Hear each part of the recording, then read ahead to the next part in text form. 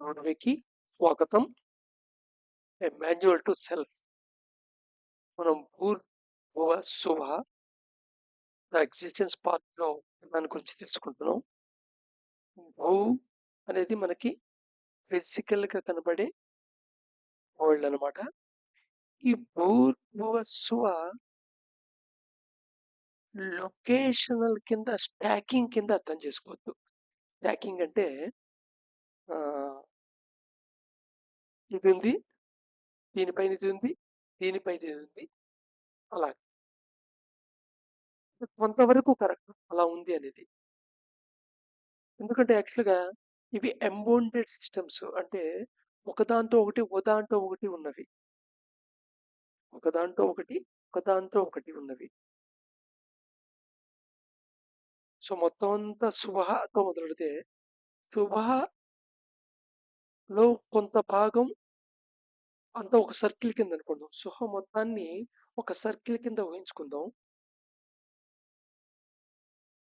సుబహ మొత్తాన్ని ఒక సర్కిల్ కింద ఊహించుకుంటే, ఆ సర్కిల్‌లో సుబహ పార్ట్ అంతా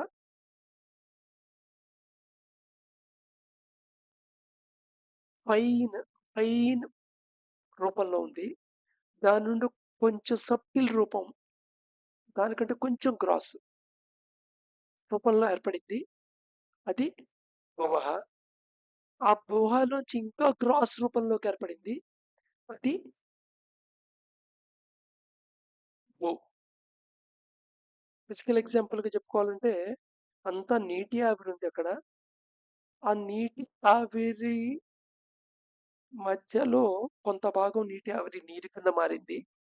ఆ నీటిలో మధ్యలో కొంత భాగం ఐస్‌లాగా గడ్డకట్టింది. సో, ఒకదాని నుండి ఒకటి ఏర్పడింది. ఒక దాంట్లో ఒకటుంది.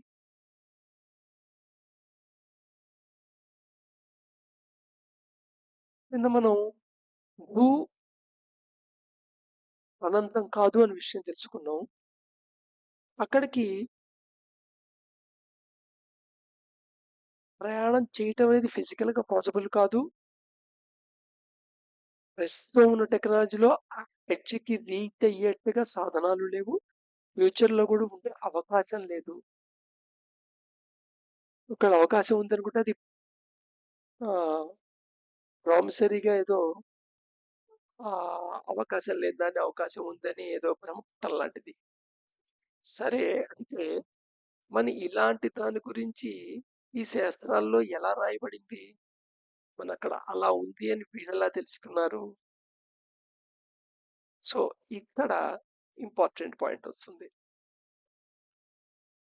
ఇవి ఇప్పుడు భూలో అంతర్భాగంగా భువః ఉంది. అంతర్భాగంగా సువహ ఉంది. ఎలాగైతే మనం మ్యాటర్ అనేది అనుకుంటున్నామో, ఆ మ్యాటర్ దేనితో తయారు చేయబడింది? అణువులతో తయారు చేయబడింది. అణువులు దేనితో తయారు చేయబడ్డాయి? పరమాణువులతో తయారు చేయబడ్డాయి. పరమాణువులు దేనితో తయారు చేయబడ్డాయి? మూలకణాలను ఎలక్ట్రాన్, ప్రోటాన్, న్యూట్రాన్‌తో. మూలకాలను ఎలక్ట్రాన్, న్యూట్రాన్ దేనితో ఏర్పడ్డాయి? ఏదో కొరకుతో ఏర్పడ్డాయి. కొరక్స్ దేనితో ఏర్పడ్డాయి?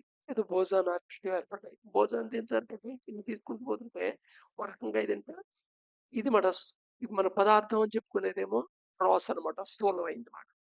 నేను అణువులు, పరమాణువులు అని చెప్పేదంతానేమో సూక్ష్మమైంది. అదే ఎలక్ట్రాన్, ప్రోటాను, క్వార్క్స్ ఇలా గురించి చెప్పేదేమో ఇంకా అంతకంటే అతి సూక్ష్మమైందన్నమాట. ఫైన్ అన్నమాట. సో, ఇవి ఒకదానితో ఒకటి, ఒకదానితో ఒకటి ఏర్పడినవి, లేదా ఒకటి అలా అపియర్ అయింది. ఒకటి అది నెక్స్ట్ లెవెల్‌లో ఇలా అపియర్ అయింది. అందుకని వీటిని ప్లేన్స్ కింద తీసుకోవాలి. ప్లేన్స్. సపోజు ఈ విశ్వం అంతా స్పేసు. ఈ స్పేస్‌లో తేలియాడుతున్న 15,000,000,000 గెలాక్సీలు. భువ భూ అంటే. సో, ఈ ఈ గెలాక్సీకి మధ్య దూరం, డెప్త్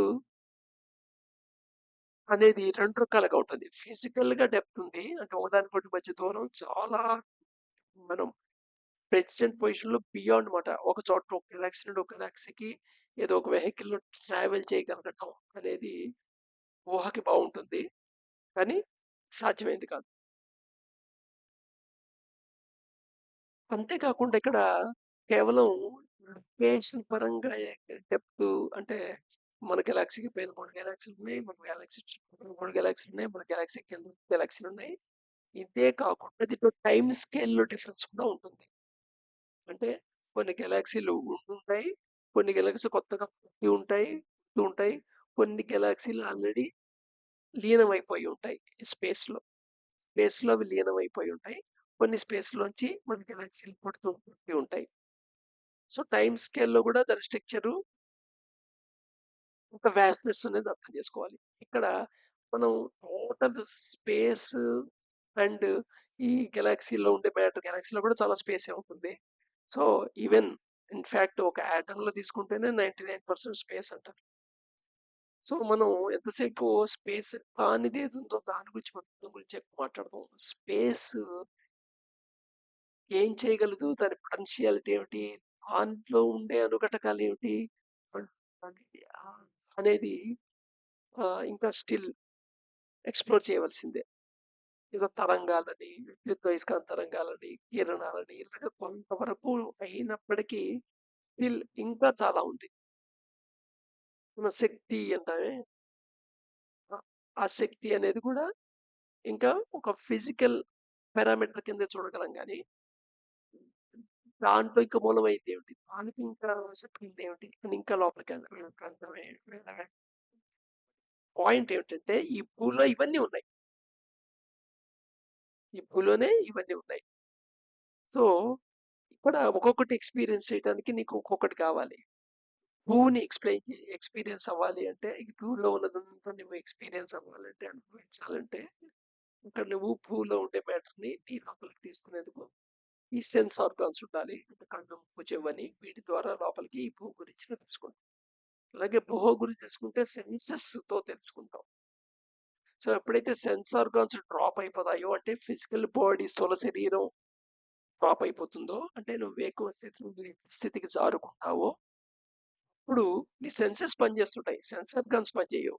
సో, అప్పుడు భువః గురించి నువ్వు తెలుసుకుంటుంటావన్నమాట. భువః గురించి తెలుసుకుంటూ ఉంటావన్నమాట. అది కల అంటే.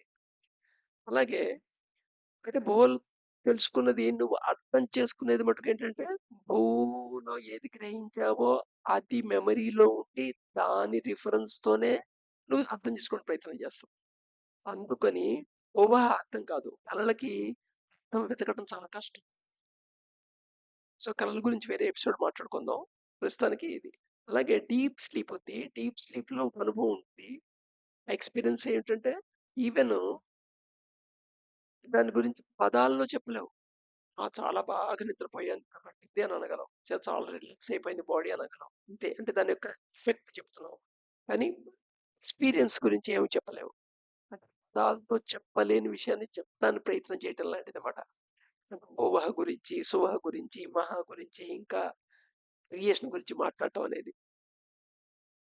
సో, ఈ లిమిటేషన్‌లో ఉండి దాన్ని అర్థం చేసుకోవడానికి ప్రయత్నం చేయాలి. ఎందుకని ఇది బియాండ్ మైండ్ అంటాం.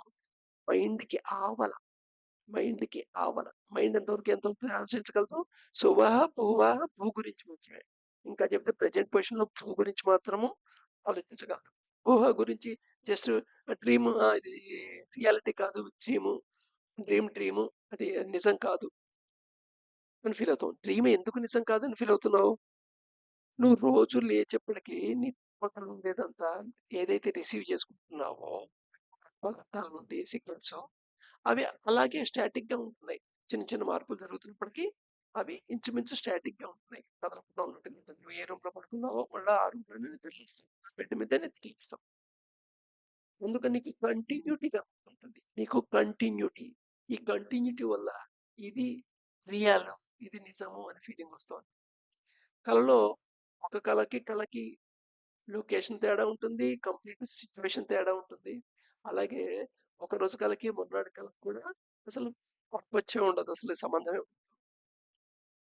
అందుకని నువ్వు ఎప్పటికప్పుడు ఫ్రెష్‌గా ఉన్నావు కాబట్టి సపోజ్ నువ్వు ప్రతి నిద్ర లేచినప్పుడల్లా ఒక్కొక్క లోకంలో ఉన్నావనుకో. ఇవాళ నిద్ర లేచాను బాంబేలో ఉన్నాను. పొద్దున్న లేచేప్పటికి వాళ్ళ పొద్దున్న లేచకపోవడం. అప్పుడు ఇది నీకు ఇది కూడా కలలా అనిపిస్తుంది. అందుకని జీవితంతో పెద్ద కళ అంటారు. దాంట్లో చిన్న చిన్న కళలంటారు. ఇక్కడ అపియరెన్స్ అని చెప్పడానికి కళ అని వాడుతున్నారన్నమాట. సో, రేపు ఊహ గురించి ఇంకా డీటెయిల్‌గా తెలుసుకుందాం. ఇప్పుడు భూ గురించి ఒక అవగాహన తెచ్చుకున్నాం. ఊహ గురించి రేపు తెచ్చుకుందాం.